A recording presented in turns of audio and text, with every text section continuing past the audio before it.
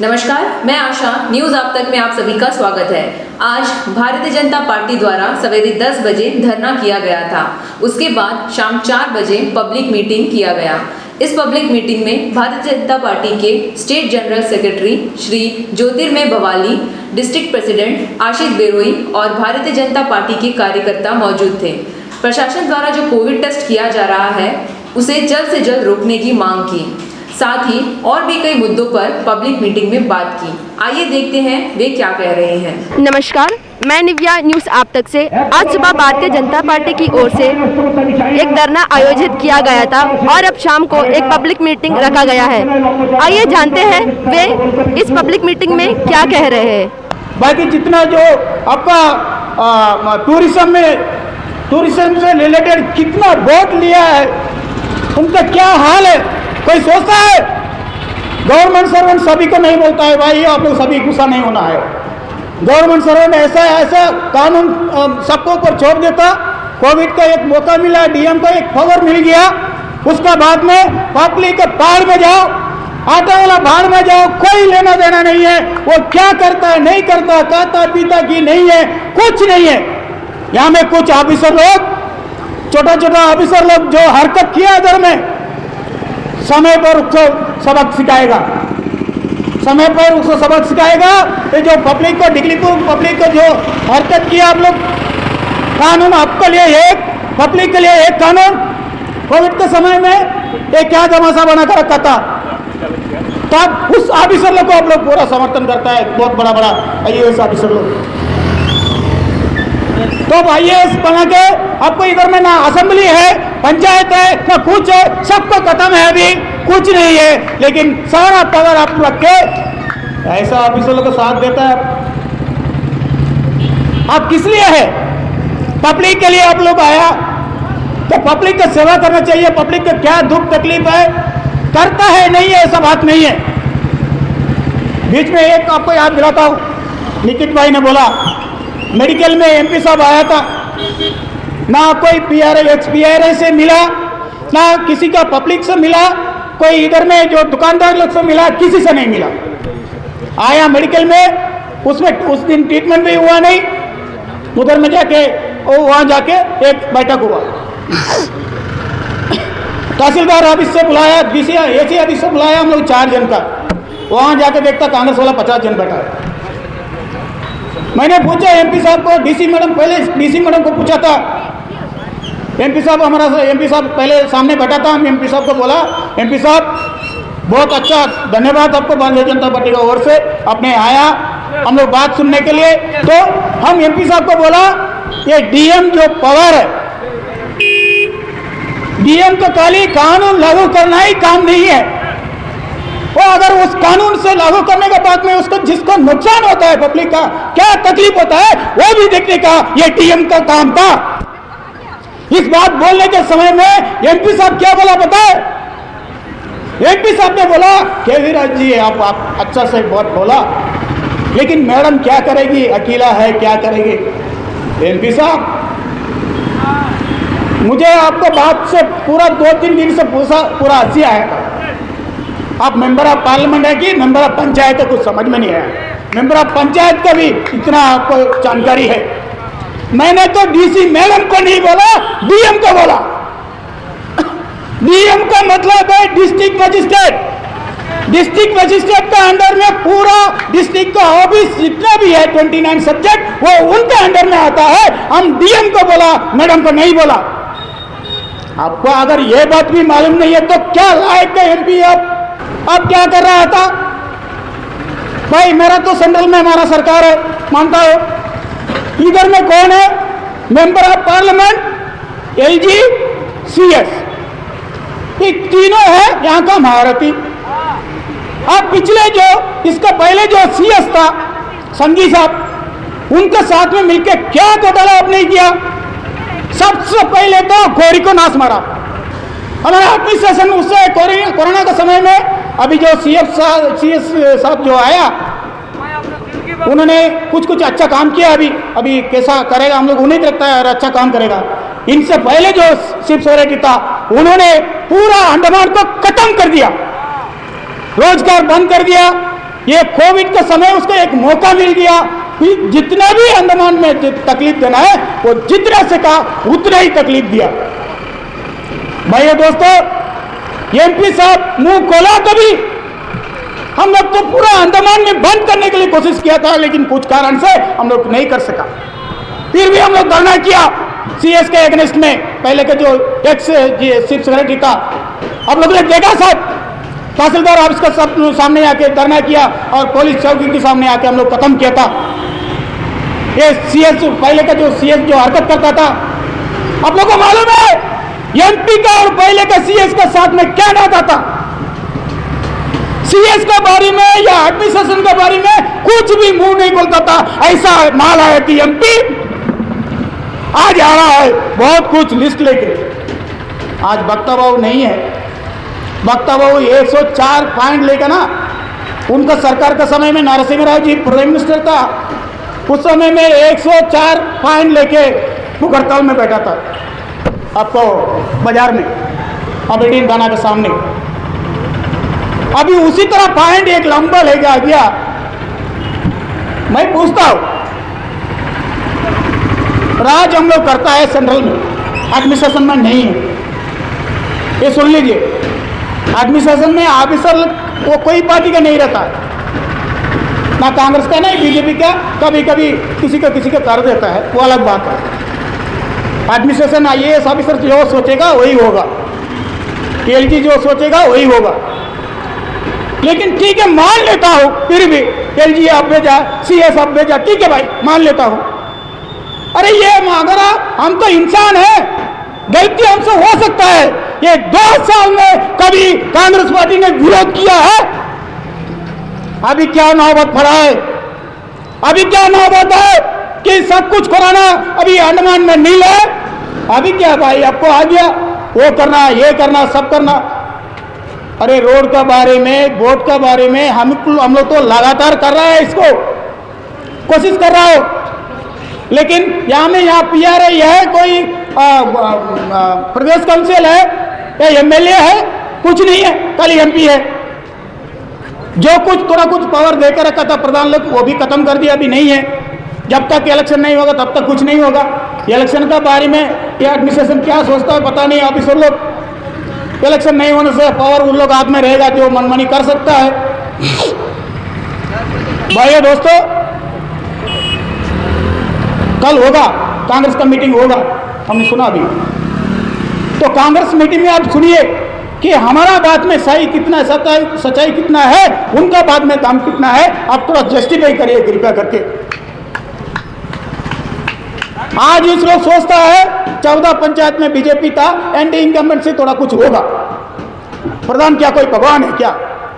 नहीं, जिला कोई भगवान है।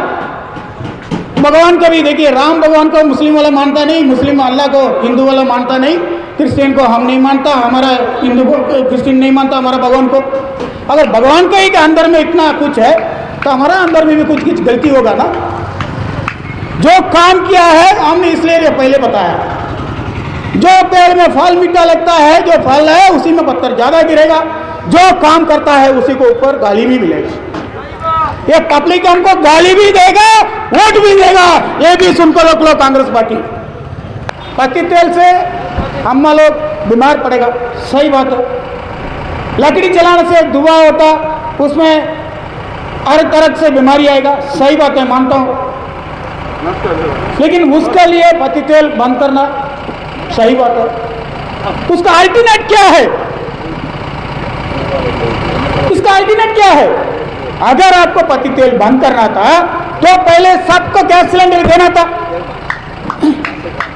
गैस सिलेंडर सबको 100% हो जाएगा, सभी को दे दिया, तब आप इसको बंद करना था। उधर में किया उल्टा, पहले पत्ती तेल बंद किया, फिर बाद में सबको कुमटी वाला जो गरीब लोग जो स्टोव से जलाते हैं पत्ती तेल लेके, वो सबको जितना परेशान करना था करने के बाद में फिर सिलेंडर फिर लेके आया। फिर क्या किया?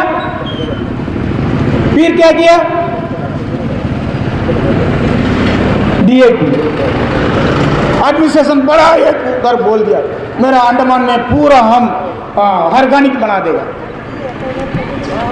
अच्छा बात है, ऑर्गेनिक बनाने से बीमारी कम होगा। अरे ऑर्गेनिक कहने का बाद में तुम डीएपी का ये जो आपका यूरिया है उनका बंद करना था। आज डिगलीपुर काफी दिन बाद, बरसों के बाद आना हुआ और आकर के ऐसा लगा कि डिगलीपुर में भारतीय जनता पार्टी के बहुत युवा नेता तैयार हो चुका है। सवेरे से धरना था, धरना भी देखे हैं, महिला नेत्री का एक एक भाषण मैं सुन रहा था, युवा नेताओं का भाषण सुन रहा था। तब तो लगा नहीं भारतीय जनता पार्टी के कार्यकर्ता जो देश के लिए समर्पित हैं, ऐसा कार्यकर्ता डिगलीपुर में आज बन चुका है। मुझे यह गर्व है। मित्रों,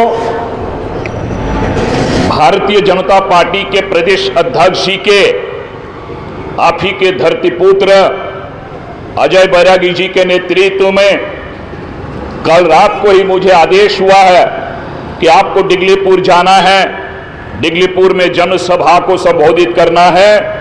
और कल रात को ही मैं घर से निकल पड़ा कि जब जब डिगलीपुर में कोई भी समस्या, कोई भी प्रॉब्लम हो, भारतीय जनता पार्टी के कार्यकर्ता चाहे डिगलीपुर से दूर हो, पोर्ट ब्लेयर में हो, चाहे कदमतल्ला में हो, रंगत में हो, जब प्रदेश अध्यक्ष का आदेश आता है तो हम डिगलीपुर भाग के आता है कि यहां भारतीय जनता पार्टी का सभा है और भारतीय जनता पार्टी के लोगों को जागरूक करना है। लेकिन मैं जान चुका हूं भारतीय जनता पार्टी के कार्यकर्ता डिगलीपुर में बहुत सक्रिय हैं।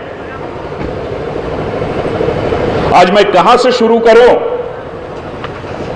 आज मैं यहां बैठा हुआ हूं, मुझे लग रहा है कि मेरी भाषण आज चलने वाला नहीं है, मुझे डिगलीपुर के लोगों से भाषण सुनना है। कुछ देर पहले युवा नेताओं ने बहुत सुंदर अपने वक्तव्य पेश किया है। केवी राज जी मन के भाषा, मन के बात उतारे हैं और ये हर एक गरीब की आवाज है। मित्रों, मैं कहां से शुरू करूं? लेकिन जब मंच में नाम बुलाया गया तो शुरू तो करना है। मैं शुरू करता हूं। आज हम आजादी के 75 वर्ष, आजादी के अमृत महोत्सव मना रहे हैं। आज आजादी की 75 वर्ष अगर हम अमृत महोत्सव मना रहे हैं, आपको याद रखना चाहिए 75 वर्ष आजादी की हुई है और सबसे ज्यादा इस देश में राज किया कांग्रेस के सरकार। सिर्फ 10 वर्ष होने को है, होने जा रहा है, 7 वर्ष हो चुका है। देश के प्रधानमंत्री आपके सुपूत गरीब का बेटा नरेंद्र मोदी जी के नेतृत्व में और 5 वर्ष अटल बिहारी वाजपेयी जी के नेतृत्व में भारतीय जनता पार्टी का सरकार निर्माण किया था आपने। मित्रों, आज बोलने के लिए भारतीय जनता पार्टी के कार्यकर्ता को हिम्मत मिलता है। आज कहां है कांग्रेस पार्टी आकर के मंच के माध्यम से लोगों को बताए। मैं पूछूंगा सवाल। 75 वर्ष में आपके पार्टी सबसे ज्यादा सत्ता में थी। कोई नमस्ते नहीं। सिर्फ जब से आजादी मिली है तब से नारा लगाते थे कांग्रेस के हाथ गरीब के साथ। एक पैसा पाई पाई आपके बैंक अकाउंट में आया है और कांग्रेस के राज में 5,200 रुपया का आपको दिया जाता था, 2,600 रुपया लोन कंपोनेंट आपको चढ़ाया जाता था। कांग्रेस के प्रधान रिश्वत खाता था आपसे। आज भी बहुत लोग अपने शौचालय कांग्रेस के राज में बनाया है, जिसको 14-15 हजार रुपया लोन के माध्यम से आज चुकाना पड़ रहा है निर्मल भारत मिशन के तहत। और देश के प्रधानमंत्री जब आपके गांव के सुपूत चाय बेचने वाला देश का प्रधानमंत्री, गरीब घर का बेटा प्रधानमंत्री बना, तो 12,000 रुपया आपके घर के शौचालय बनाने के लिए दिया गया। मेरे मित्रों, मैं मानता हूं अंडमान में 12,000 रुपया कोई बड़ा बात नहीं है। कांग्रेस ने क्या दिया था? 2,600 रुपया लोन, और देश के प्रधानमंत्री नरेंद्र मोदी जी ने आपको 12,000 रुपया फ्री दिया है, और सबके घर में शौचालय निर्माण हुआ है। आज उत्तरी तथा मध्य अंडमान भी ओपन डेफिकेशन फ्री हम बोल सकते हैं कि हमारे घर में भी शौचालय हैं। आज प्रशासन को धन्यवाद देना चाहता हूं कि कोविड के बाद हमें जनसभा का परमिशन मिला है, और हम कोविड रूल फॉलो करके, हम जानते हैं हमारी सरकार ने घोषणा की है कोविड रूल, और हम उसका पालन करने जरूर हम पालन करेंगे, और हम सबको अवेयर करेंगे कि अभी भी कोरोना हमारे अंदर हो सकती है, आप मास्क पहन के जरूर चले। हम ये सूचना भी लोगों को देना जानते हैं। मेरे मित्रों, आप एक बात बताइएगा, हमारे देश में इससे पहले बैंक अकाउंट किसके पास होते थे? यहां के बड़े बड़े लोगों के पास, यहां के दुकानदार के पास, उद्योगपति के पास, बिजनेसमैन के पास बैंक अकाउंट का खाता होता था।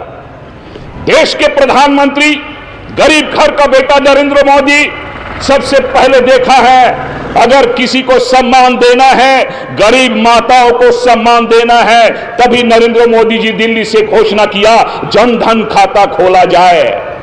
तब भी कांग्रेस वालों ने मजाक उड़ाया था कि जनधन खाता होता क्या है। देश के प्रधानमंत्री ने आह्वान किया, हे देश के गरीब माता, रोना मत, तू बैंक में जाएगा और तुम्हारे हाथ में पैसा नहीं होगा, तब भी ये बैंक वाले मजबूर है, आपको जीरो बैलेंस में खाता खोल करके देगा।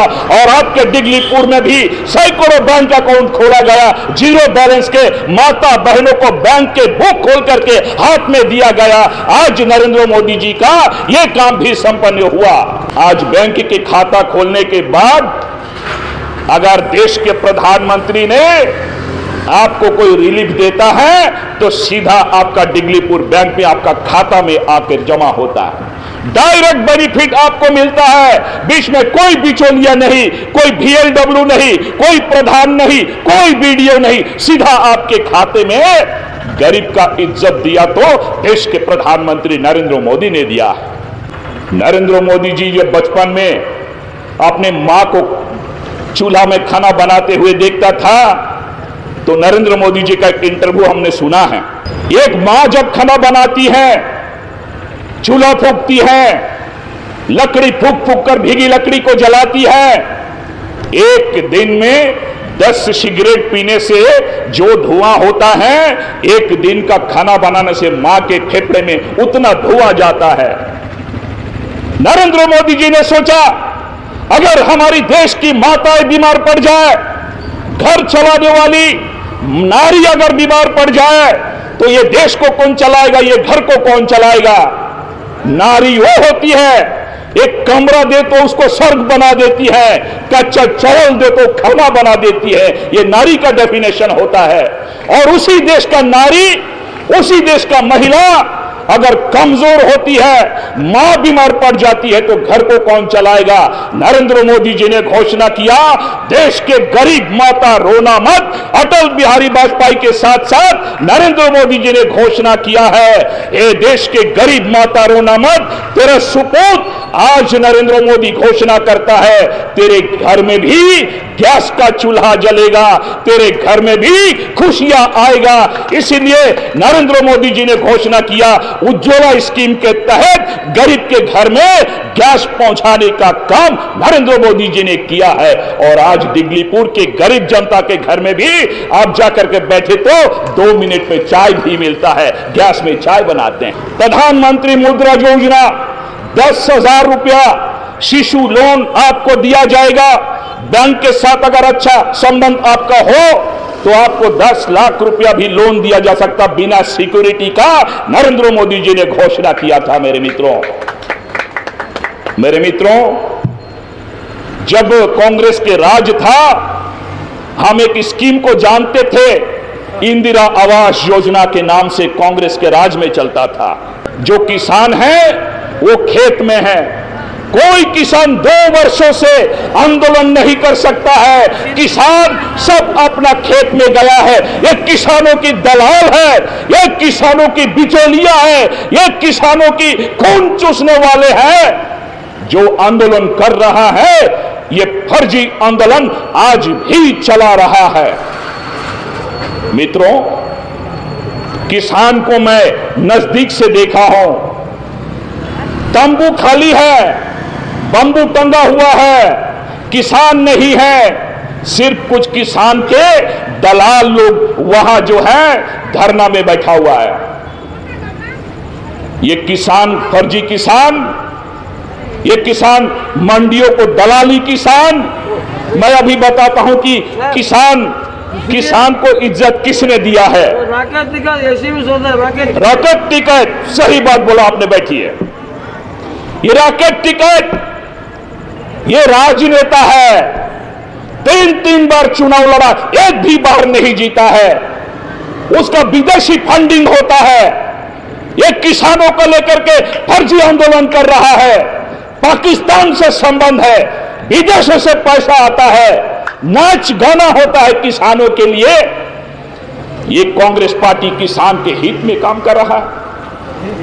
ये कांग्रेस पार्टी जहां देश विरोधी काम होता है वही जाकर के समर्थन देता है।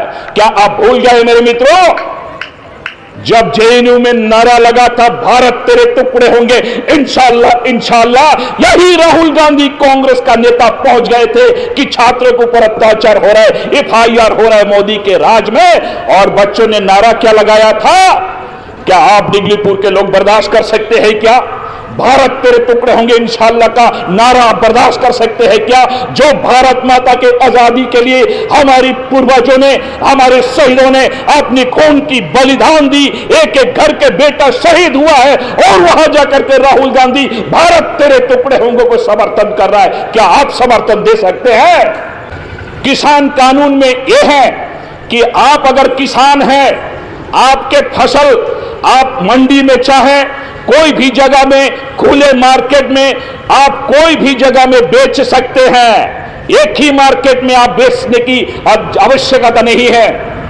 और किसान कैसा गरीब रह गया मैं आपको बताता हूं मेरे मित्रों, जिसके लिए नरेंद्र मोदी को यह कदम लेना पड़ा। कश्मीर में हमारी देश के सेना हर दिन शहीद होता था। 370 धारा कांग्रेस के दान है, पंडित जवाहरलाल नेहरू के दान है। आप कश्मीर में जा नहीं सकते, आप कश्मीर में बिजनेस नहीं कर सकते हैं, आप जम्मू कश्मीर में जमीन नहीं खरीद सकते हैं, आप जम्मू कश्मीर में नौकरी नहीं कर सकते हैं। मित्रों, ये कांग्रेस के दान था। मोदी है तो मुमकिन है। 370 धारा 35 को हटाया। आज डिगलीपुर के भी कोई भी व्यक्ति, बिजनेसमैन भी हो, कश्मीर में जाकर के एक एप्पल बगीचा भी खरीद सकता है। अंडमान से जुड़ी सभी छोटी बड़ी खबरें देखने के लिए हमारे अपने न्यूज आज तक यूट्यूब चैनल को सब्सक्राइब करें और बेल आइकॉन प्रेस करना ना भूलें। हमारा अपना न्यूज आज तक, अब सच देखेगा अंडमान।